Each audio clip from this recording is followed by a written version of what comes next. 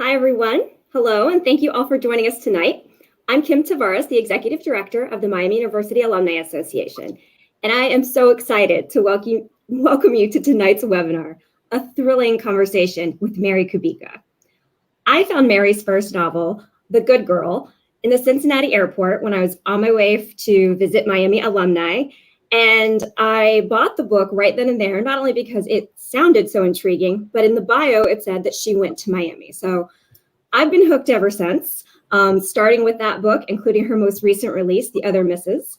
And it seems I'm not alone. We have more than 450 Miamians from around the country and from the classes of 1946 to 2024 joining us tonight, as well as parents, faculty, staff, and friends. So this is going to be a fun hour. I'm so glad you're joining us. And thank you to those of you that submitted questions ahead of time. But we want you to know you can participate live as well. We will have the ability to answer your questions, and you can ask using the Ask a Question button below the video, and we'll try to get to as many of those as we can. As you know, tonight's webinar is brought to you by the Miami University Alumni Association, and at the end of tonight's broadcast, we are going to announce a few lucky winners who will receive a signed hardback copy of one of Mary's books. And so now I will go ahead and introduce our moderator for tonight so that we can get to the main event. Dr. Renata Crawford is Professor of Physics and University Ambassador at Miami University. Renata and her husband, Miami University President Greg Crawford, have been at Miami since July of 2016.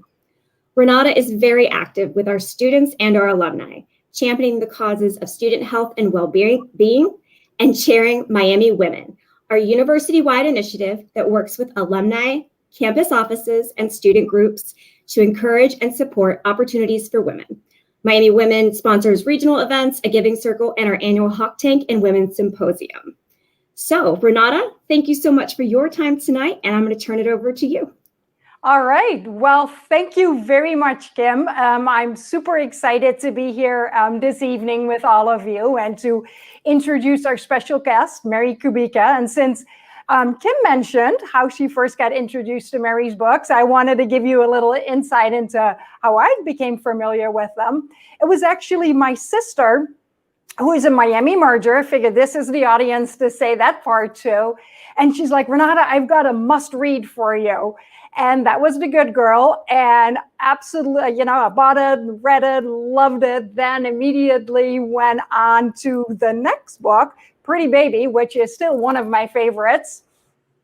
And it was like one evening, I just happened to go in the back and look at the jacket. And I was like, oh my goodness, she is a Miami alum. This is amazing. I had no idea. So I was already on the second book. So you can just imagine how incredibly thrilled I am to welcome Mary here. So I have a little bio, and I have to admit, my memory isn't that great. That's why I always say I went into physics. There's no memorization of any kind. So I'm going to have to do some reading here.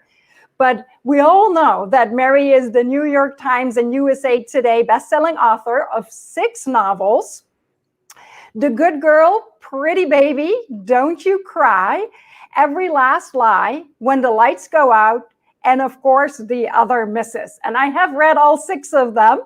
A former high school history teacher, Mary holds a Bachelor of Arts degree in both history and American literature from Miami. And she currently lives outside of Chicago with her husband and her children. In terms of accolades, there are just so many. It would take me like the whole hour, so I'll just mention a few of them. But for her first novel, The Good Girl, it was an Indie Next Pick in August of 2014, received a Strand Critics nomination for Best First Novel, and was nominee in the Goodreads Choice Awards in the debut Goodreads author and in Mystery and Thriller for 2014. Mary's novels have been translated in over 30 languages, and if you don't have the Dutch covered, I can help out there, and have sold over 2 million copies worldwide. She's been described as a hell of a storyteller, a writer with vice-like control, and her novels have been praised as hypnotic, thrilling, and illuminating. Well, Mary, welcome, and thank you so much for being here this evening. Thank you so much for having me and for that absolutely incredible introduction. I'm so excited to be here. This event has been a long time coming, and I'm so excited that it's finally here. All right. Well, Mary, you want to tell us a little bit about yourself? And let's just start right from the beginning, because we did get so many questions that I had to parse them out a little bit. But we'd love to start at the beginning. Like, how does this all get started for you? How did you get started writing, find an editor, find a publisher? What was that process like? Yeah, I was just one of those kids that from the time I was maybe 10 or 11, I loved to write. I had always loved to read. And then I remember very clearly being at a sleepover with a cousin of mine when I was probably middle school aged. And she was a writer too, or she was a writer before me, I should say. She was just a year older than me. And we were at the sleepover and she shared with me this story she had written. And, I was totally taken with her story, but I was also just totally taken with the idea of writing my own stories and, creating these fictional worlds and these fictional characters and getting to live vicariously through them.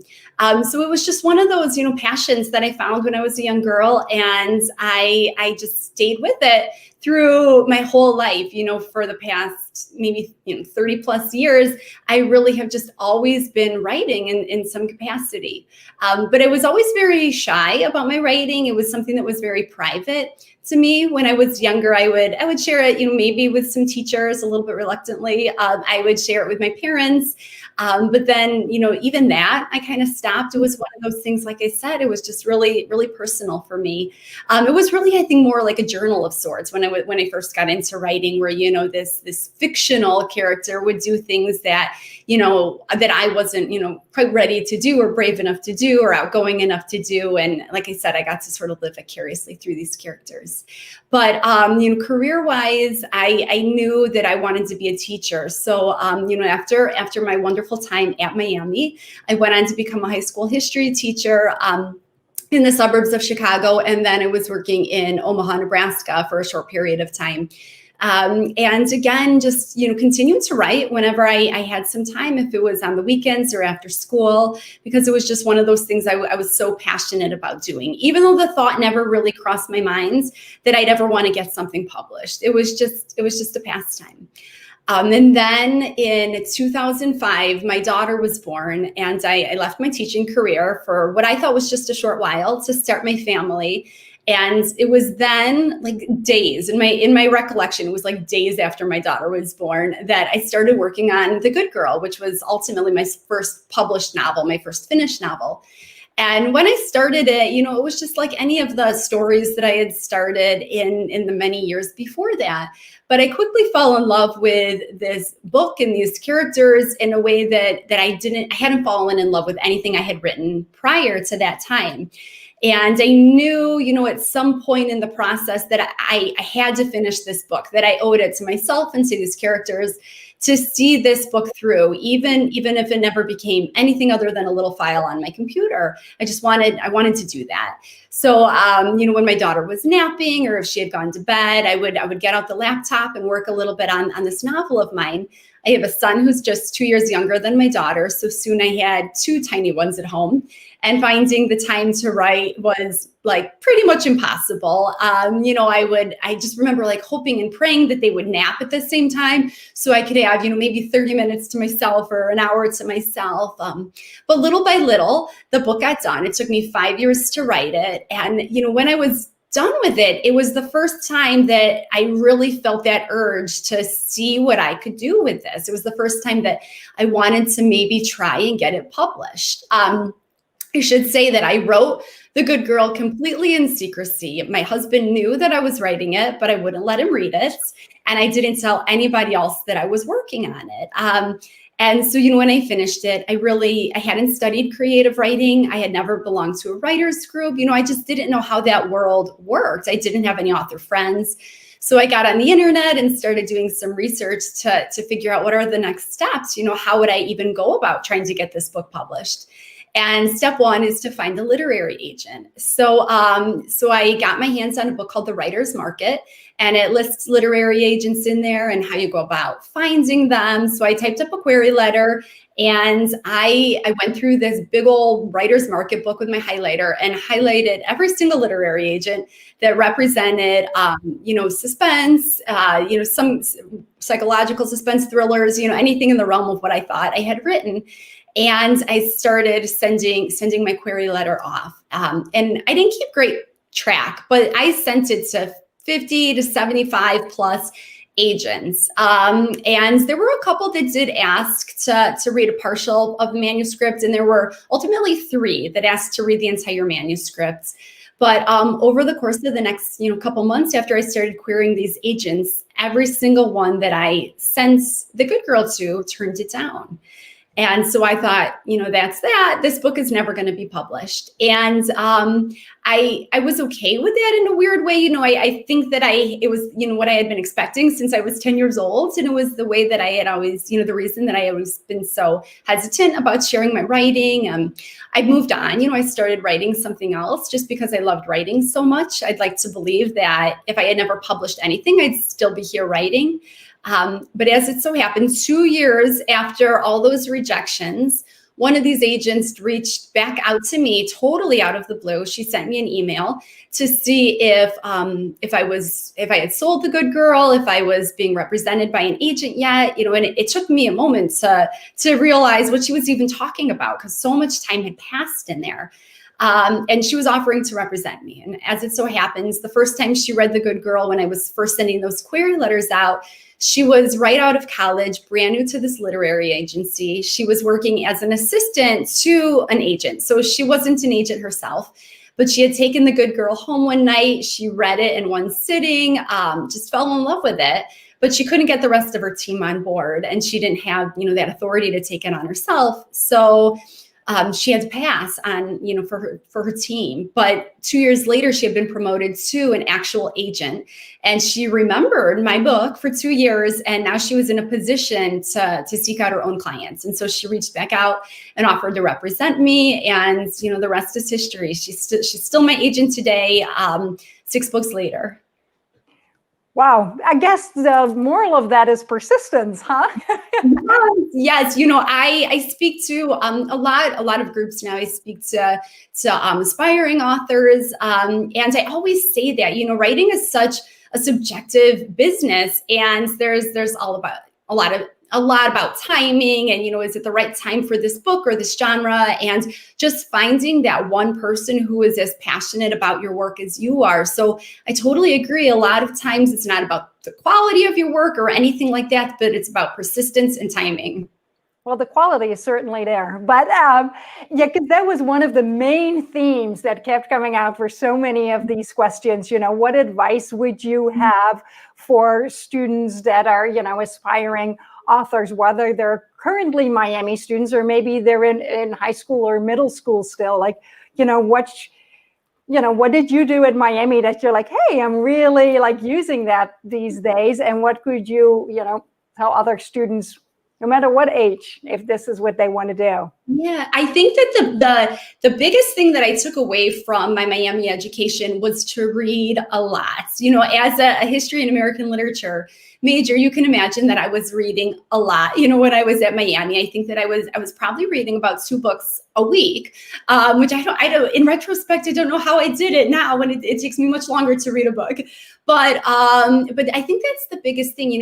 As a writer, you can learn so much about writing just from the way that other people do it. And every writer has their own style, and so even now, 6 books into it, I'll be reading a novel, and I'll see new words that I just like, that I take to, or I'll see the way certain authors describe things or the way they do dialogue, and I'm just drawn to it, and I sort of soak all of that in, and it kind of helps me, especially when I get into if I have writer's block or I'm just stuck, I'll kind of try and call on some of those things that I've maybe learned from my fellow authors. So that's always a big one, is just read. I think another one is to be open to feedback. And it sounds almost hypocritical when I say it, because I've just said that I was so reluctant to share my work with anybody.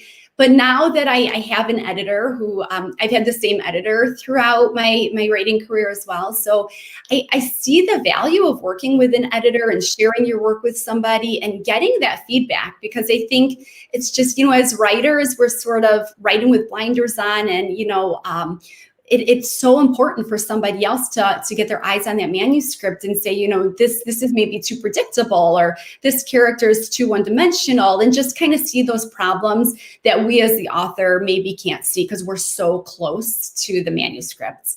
And then I think the last thing that I would say is just when you're writing, I know I'm a bit of a perfectionist. And so sometimes when I'm writing a first draft, it bothers me. I want it to be perfect. And first drafts, they shouldn't be perfect. You just have to get the words down so that later on you have something to revise and make better.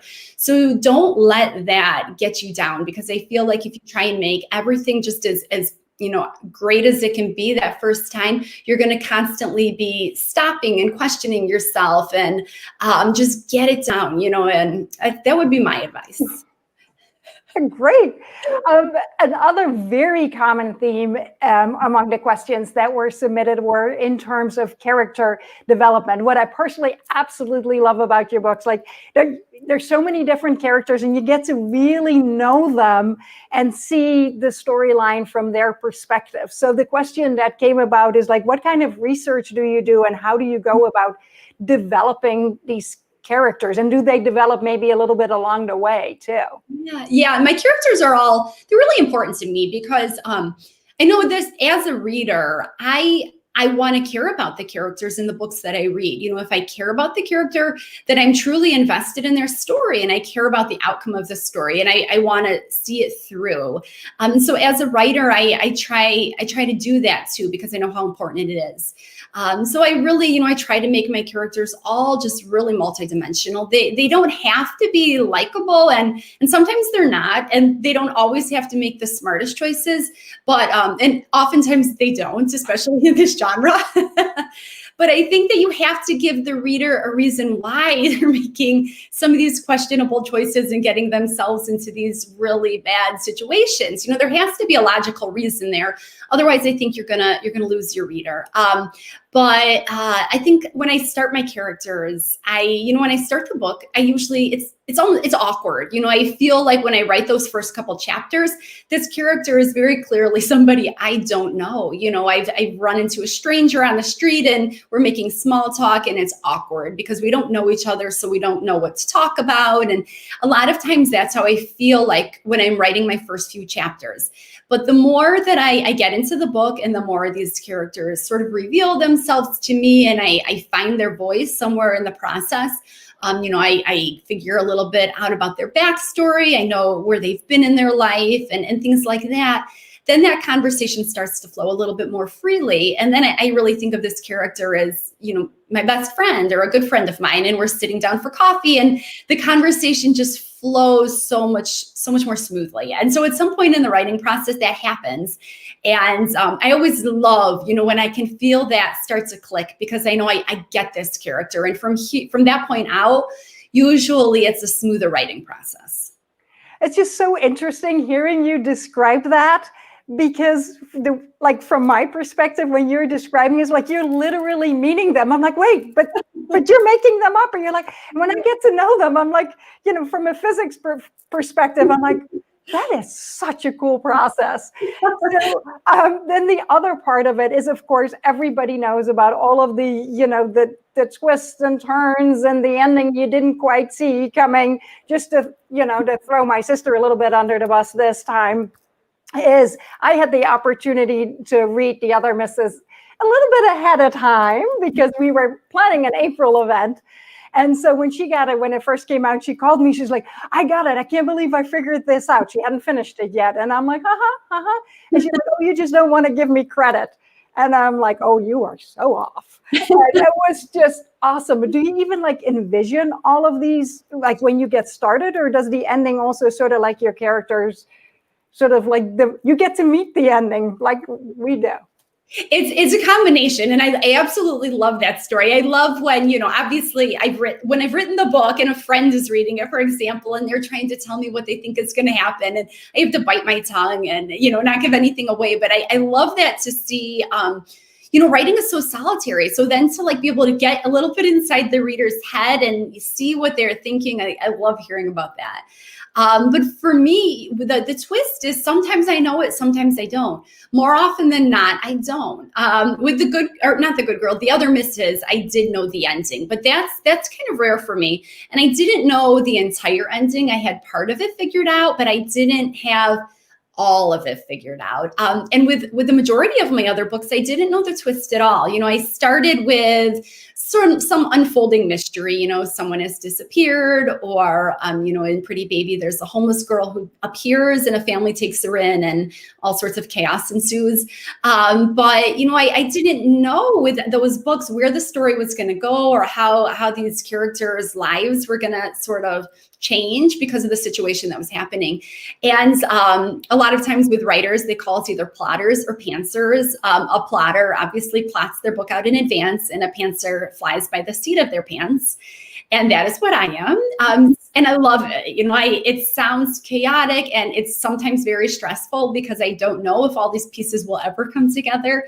But I just love, waking up in the morning, getting my laptop, and just sort of losing myself in a scene and not having any idea, what's going to unfold when I write that day, or what kind of things the characters are going to say or do or reveal to me about themselves. A lot of times, you'll hear authors say how their characters are really in charge, and it sounds illogical. It's one of those things that I really can't put into words, but they are. I'll be typing, and all of a sudden, I will think of some line of dialogue or, something like that. And all of a sudden I see that character in a totally different light.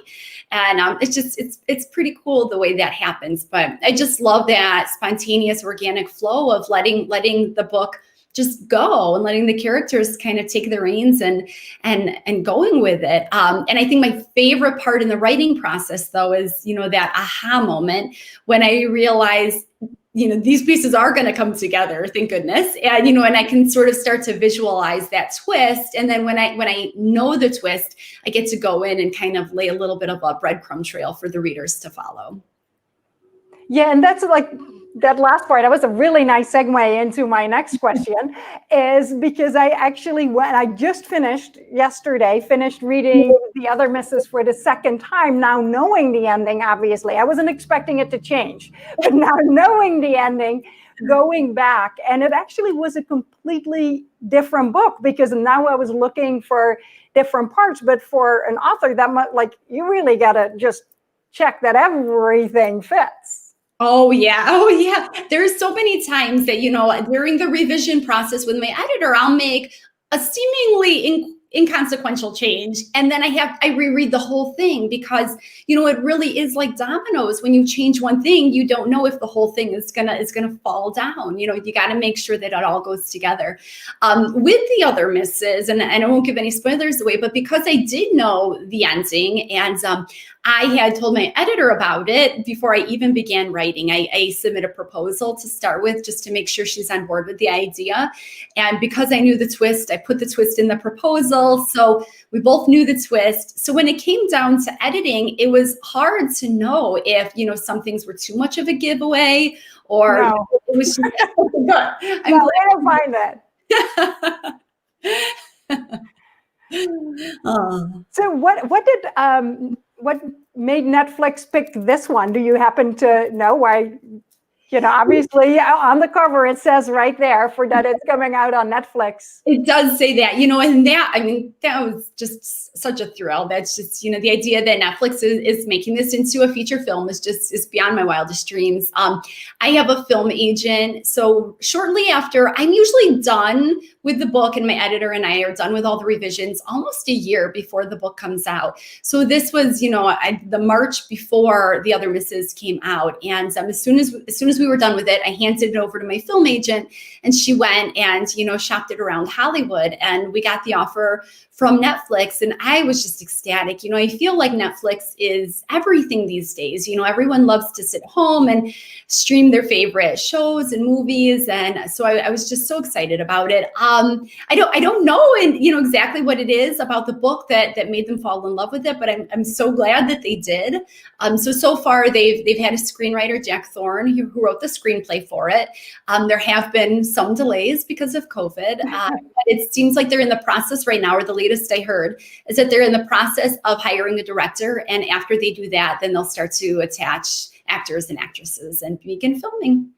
Oh, that'll be quite something to be part of that.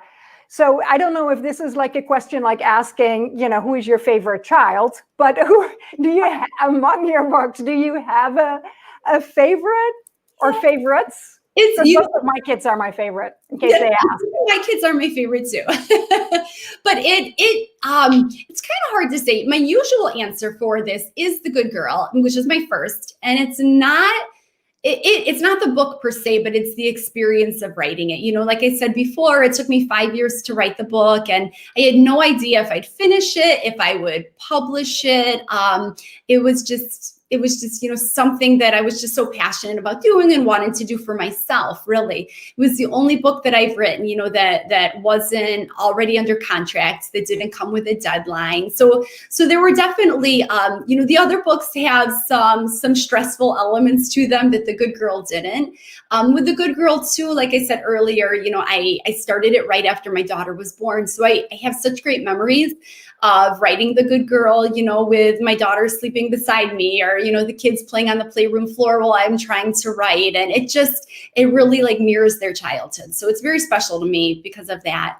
I also always feel very close to whatever book I've just finished up or I'm currently writing, just because I'm still so invested in those characters' lives. So, we started off talking about like so much of it is like, perseverance and things like that. And I happen to notice right behind you, there's the 26.2. You want to, because of course that caught my attention, right? Yeah, I'm a runner. I started running, actually, ironically, probably about the same time I started writing. I was in middle school sometime, and I remember very clearly, I was not involved in a whole lot in school.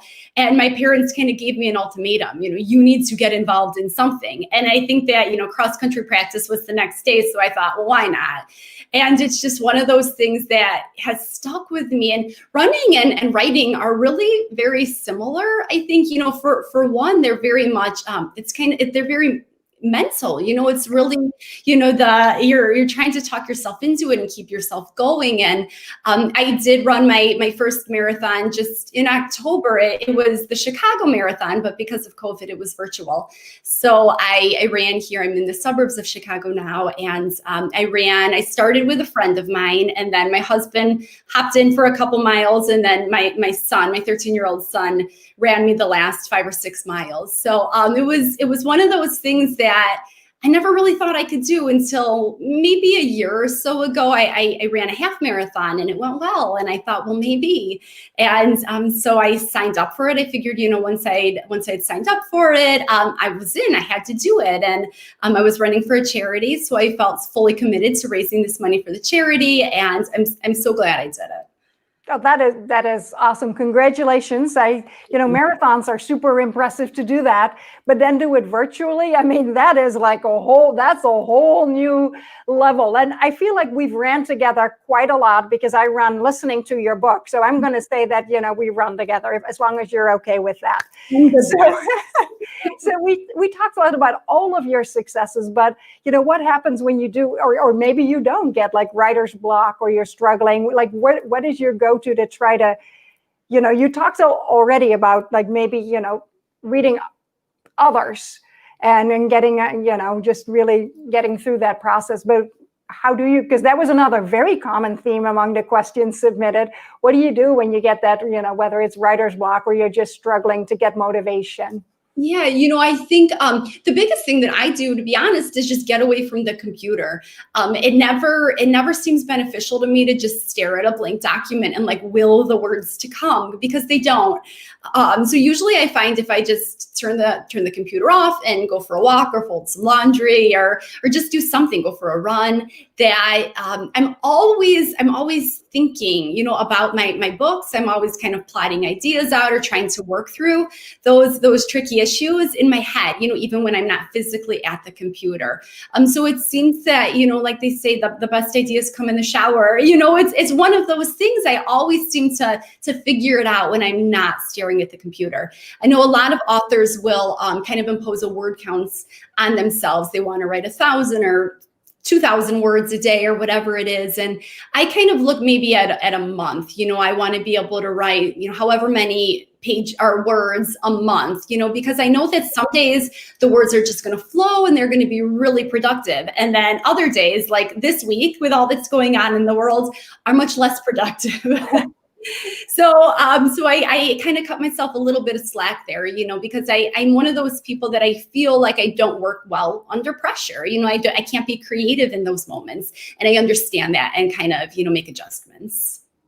Absolutely. You also mentioned, and I did catch that you said usually it's about, you finish a book about a year before it comes out. So anything that all of us should be keeping our eyes open for? Yeah, so my next book is done. It's called Local Woman Missing, and I'm sorry, could you say that? Yeah, the next book is done, and it's called Local Woman Missing. It will be out May 4th, 2021, and I'm still working on my elevator pitch, so you'll have to excuse me if this is a little rough. But it's set in the suburbs of Chicago, and it's over the course of a couple weeks.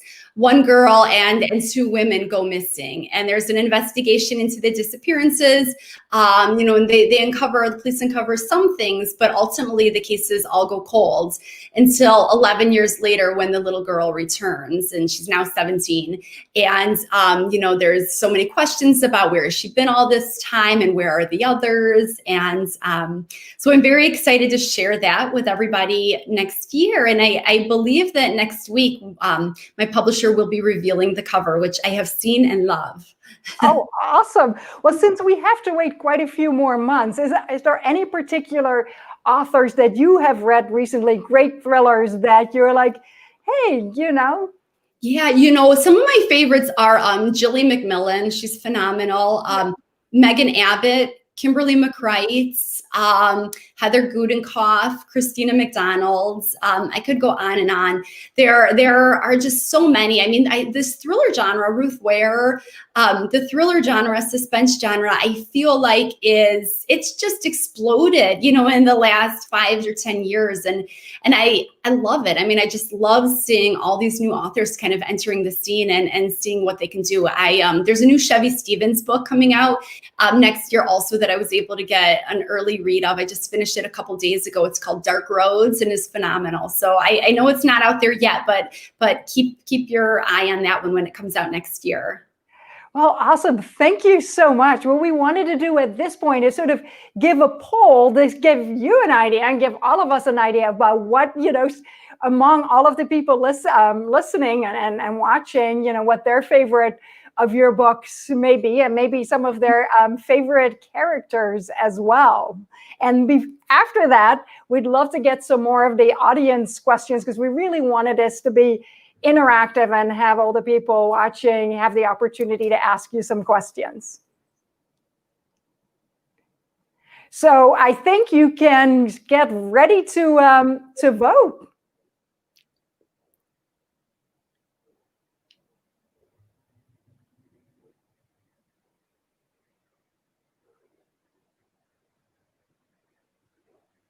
I feel like I'm watching my students take a physics exam. It sort of looks exactly like that, where I see the answers popping up.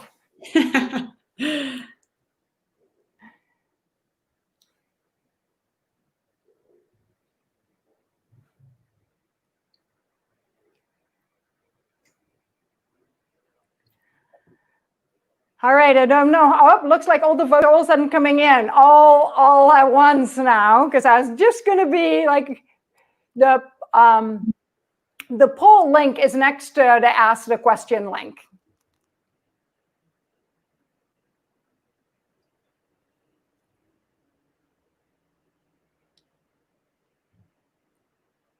So it looks like there's still quite a few votes coming in, but the good girl and the other misses, maybe, they're like right there among the exact same thing that you mentioned. I absolutely also really loved Pretty Baby, and sort of really felt like I related to the character, which maybe is not something I should admit publicly, but I did too, Renata. She's one that sometimes, I'll hear readers say that they didn't really like her, and I think, what? No, because I'm the same as you. I felt so sorry for her.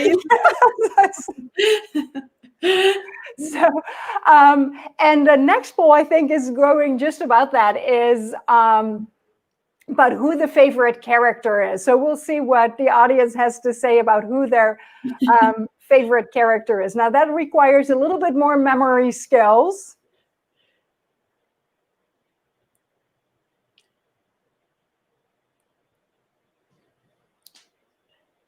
And maybe that's why it's a little bit harder for people to answer that. They're like, who's who again? Right. I've got a soft spot for Colin myself.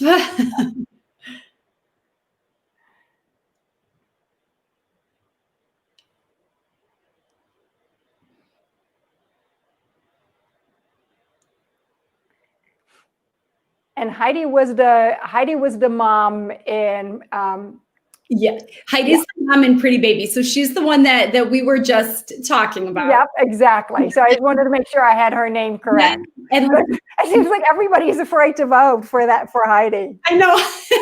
we were just bad mouthing her, maybe. No. No, I felt like I relate to her. Right. Wow, I just felt bad. Mia and Colin are from The Good Girl, and then Alex and Quinn are from Don't You Cry. Clara is from Every Last Lie. Jessie is from When the Lights Go Out, and then last Sadie is from The Other Misses. All right. Well, let's get to some of the other audience questions. I'll look at some of these here. Oh, this is interesting. Who would you cast as Sadie in the Netflix movie? That's such a good question. And I get this question a lot, and I'll admit that I struggle a little bit with it because I feel like, when I write the characters, I visualize them, but they're also a little foggy to me. I don't have them fully formed. So then to try and fit somebody into there is a little bit difficult for me. But I feel like maybe Scarlett Johansson I could see playing Sadie. That's a good question though, and I'm like dying to know who Netflix will cast for these characters. And that just reminded me, because since I already admitted that most of my reading was more like listening, do you have a say in who are the voices, or who is the reader of the audiobook? Because that is a big component of an audiobook. It really is, and just in the last couple of years, Renata, I really taken to listening to audiobooks myself. So now I can see just how important it is that it's I don't know, the readers or listeners, I should say, are going to enjoy. No, we call ourselves readers. So it's been different. So my first two books, The Good Girl and Pretty Baby, I did not have a say in the narrator because my publisher had sold the rights for those to Blackstone Audio, and they chose narrators who I was thrilled with. I thought the narrators were fantastic. With Don't You Cry through The Other Misses, the rest of my books, I did have a say, and that was pretty fun. They'll just send me little clips, little audio clips of a couple different narrators for each character. Sometimes, you know, my books will have more than one narrator. With the other misses, it was mostly one. We hear a little bit from somebody else, but it was mostly one. But it's really cool to be able to listen to those clips, you know, and think right away, oh, no, you know, that doesn't sound like Sadie, or that's perfect. But I think it's so important because I hate to say it, but I myself have turned off an audiobook just because the narrator's voice wasn't working for me. And that's not to say, you know, I wouldn't go read the book, but just the audio version wasn't working for me. Yeah, exactly. So the first time I read The Other Misses, because it wasn't out in audio, and then this time to get ready for this evening, I read it. Another question that just came in Pretty Baby, what would you say is the outcome for the mother-wife Heidi in the book? Oh, well, I'm going to avoid spoilers here for those who have. Exactly, because there was more, and I'm like, I can't say the more part. Well, I'm going to be vague here, but to the person that asked the question, I think you'll be able to you know, figure this out. But I think I do envision a happier ending for the family. You know, I think that they have struggled. You know, there's a lot that really unfolds in this book very quickly, and it, you know, to the point that it sort of spirals out of control in some situations. But I like to see that. I like to believe that kind of all the characters can kind, you know, things will look up from here on out, that they will sort of fix some of the relationships that are struggling there, and things will start to improve. And I know you've already sort of, you know, alluded to this, but somebody really wanted to know, because their daughter is a creative writing major from Miami, and she said that her daughter told her about the writing process. It's almost like you're looking outside in, like you're outside a window when you're looking in. And she's like, that just totally like blew her mind. And, you know, you had said something very similar.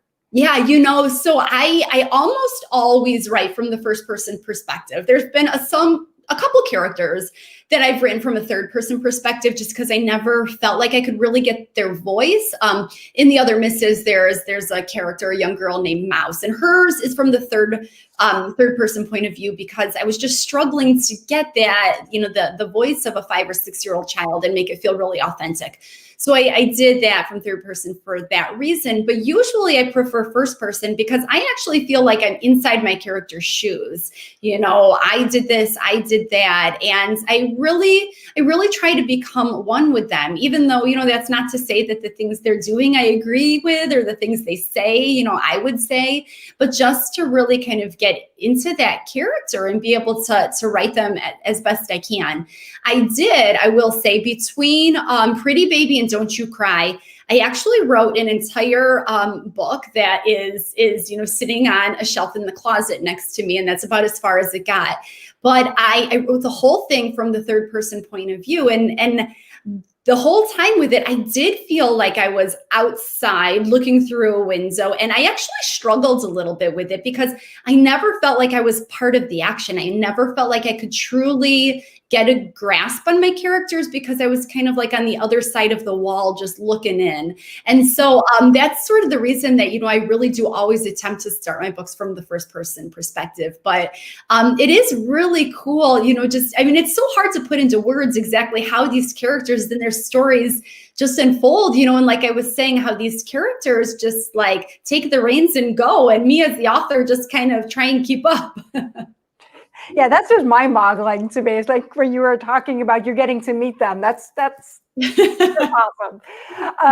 Another question that just came in is that, how involved are you with the script production after your book rights are purchased? Does it bother you if there are significant changes that are made in your story? That's a question. That's a good question. So I was not involved at all in the screenwriting. I do know that the screenwriter Jack Thorne for The Other Misses, he's phenomenal. He did the screenplay for Wonder. He wrote the Harry Potter play that was on on Broadway. So he's just done a lot of wonderful things. So I do feel really, really confident that it's in good hands. That said, we all know that a book changes when it becomes a TV series or a movie. So I know it's bound to happen. I just don't know how it's going to happen. Where are the changes going to be?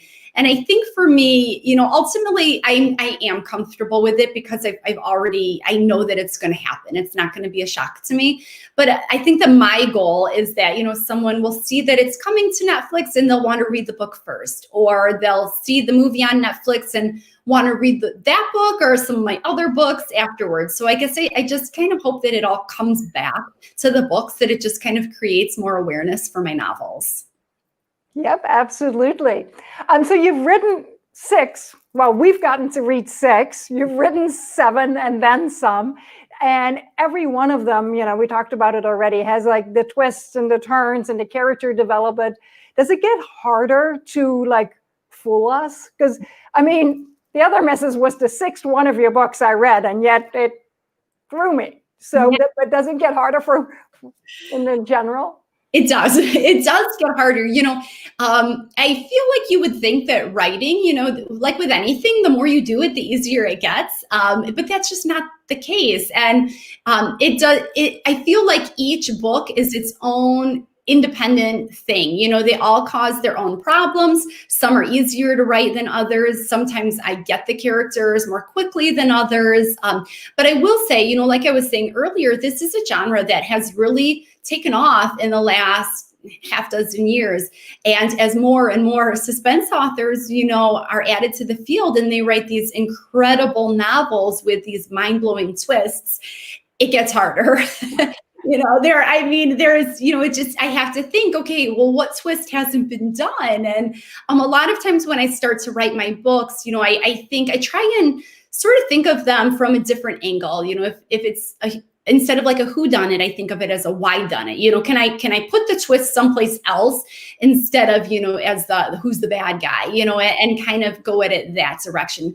Or can there be a twist on the twist? In what ways can I kind of add to this idea of a twist to make it different? But yeah, now that I've written the 7 books myself, the 6 published plus the next one. And it is, how do I not be redundant? How do I make sure that I, don't do a twist that I've already done before? Or, when it comes to setting or just the characters, how can I make sure, that this character in my next book is different than, the many, many characters I've created before it? What sets them apart? So it's one of those things that, with the first couple of books, I never had to think about, but now I really have to be aware of.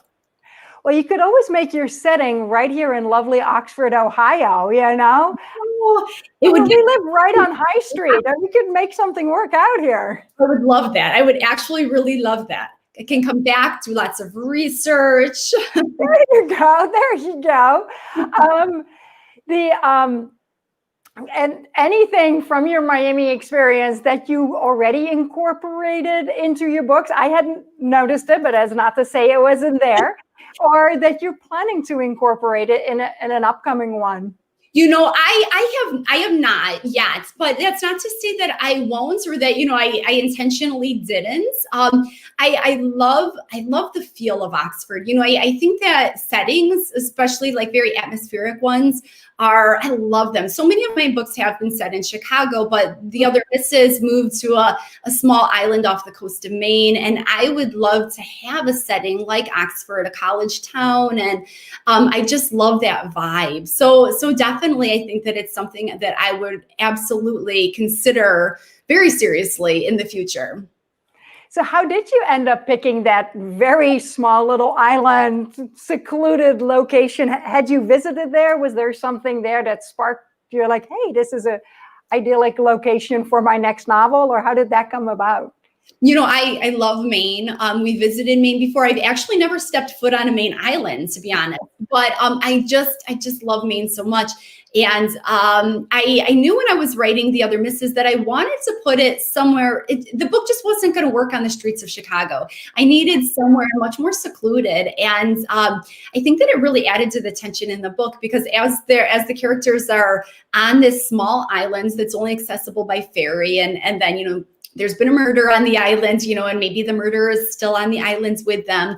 And there's all this fear arising, well, then I start to consider, okay, well, this island has like one police officer and the closest hospital is a ferry ride away or, a police boat away. So it really just adds to the dynamics of the book that help is not close by and, kind of adds to that fear and that heightened sense of tension. So that was why I knew I wanted to do it somewhere remote. And then, my love of Maine kind of brought me there. And as I started to research and realize that Maine has over 1,000 islands off the coast, some more populated than others, I thought this is perfect. And so I started to research Maine islands in general. The islands that the Faust family winds up on is fictional. I never call it by any name because I wanted it to be just exactly what I needed it to be. So I drew some statistics like from other islands around Maine to just kind of make this island exactly what I needed. Good, perfect. And then another question that has come in, and I feel it's like right up there with who's your, which one's your favorite child. But if you could rewrite any one of your books, which one would it be and why? Oh gosh, that's a tough one. That's a really good question. I don't think the messenger here. My gosh, that is,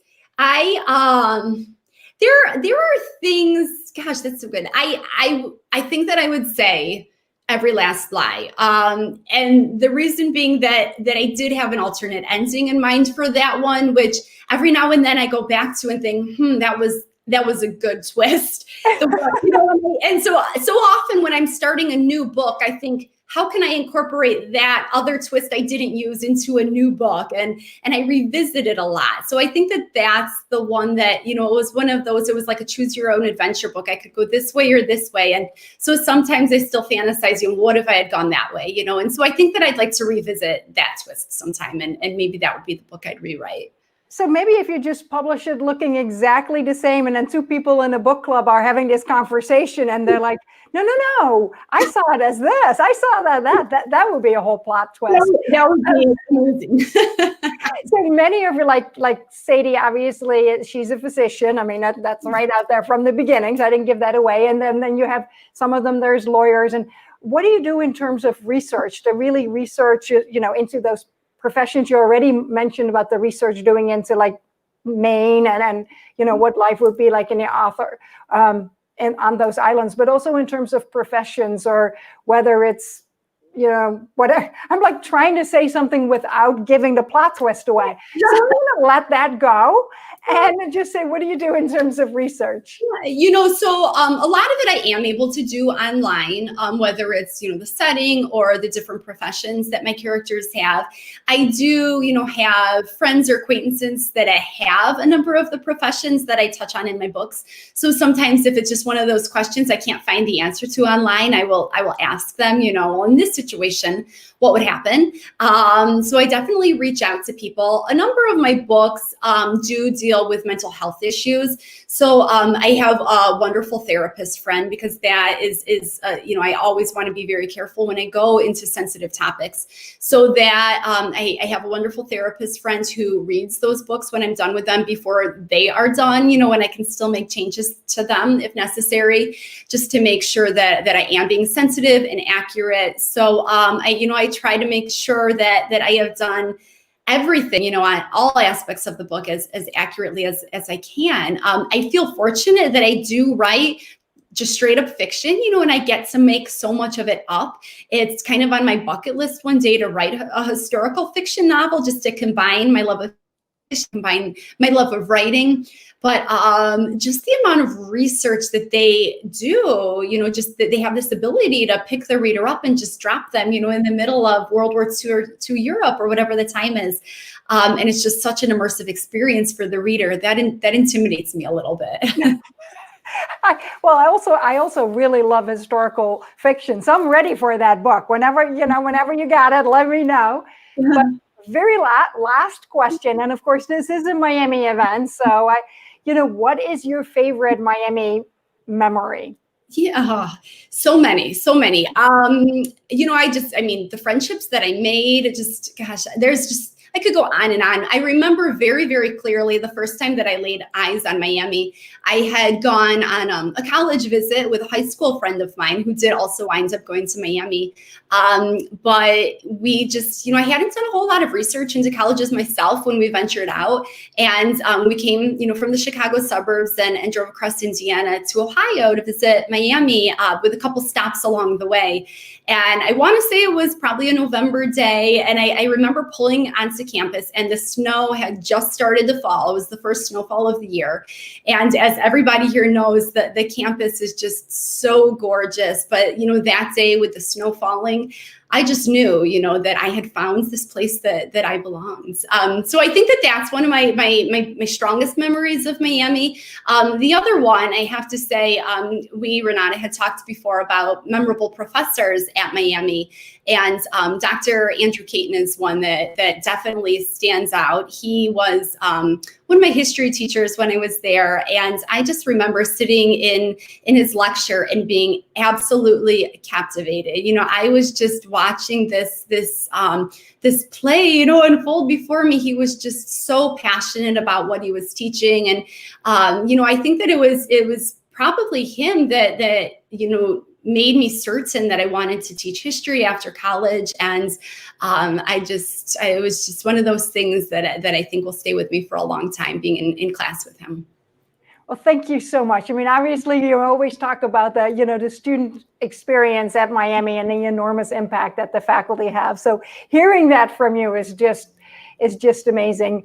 And I'll bring it back to Kim, but before we wrap up our little conversation, I just wanted to thank you so much, as I've been looking forward to this for a long time. So thank you very much. And also thank you to everybody who is here with us this evening. And Kim, back to you. Hi, no, thank you both, Renata and Mary, for your time tonight. Mary, you are such a joy and lovely person with a really twisted imagination. I love it. I could listen to this all night. I just love it. So thank you so much for being here and for the time tonight. Thank you guys for having me, and Renata for the wonderful questions and all the questions that everyone out there sent in. And I'm just so grateful to everyone for joining us tonight, and Kim for organizing this. What a wonderful event. So thank you. And to those of you that were able to join us tonight, thank you so much. I invite you to check out our other Alumni Association webinars. They're free and open to everyone, and you can check those out on our webinar site. The URL is right there on the screen. Make sure that you follow Mary on social media and visit her website to find out the latest information on her new projects. We know that new book is coming out in May. We got to find out who's going to get cast on the Netflix. And of course, you can and you should go buy her books at your favorite bookseller. And speaking of books, as I mentioned at the beginning, we have some lucky winners this evening. And I think I might even get their names up here as I go across them. So our winners tonight of a signed copy of a Mary Kubica book are Ashley Adkins, Susan Noss, Donna Sensor, Sarah Jocelyn, Dennis Mateka, and Laura Carver. All right, you lucky dogs, you're going to get a book from us. We'll be in touch about how to get this book to you. We'll have those signed by Mary and sent to you. We will follow up after this. So again, Mary and Renata, thank you both so much. It was really a pleasure. Wonderful. And go ahead. Okay, I had a wonderful time. Thank you again so much. Good. Thank you both so much. And thank all of you again for being with us tonight. Love and honor.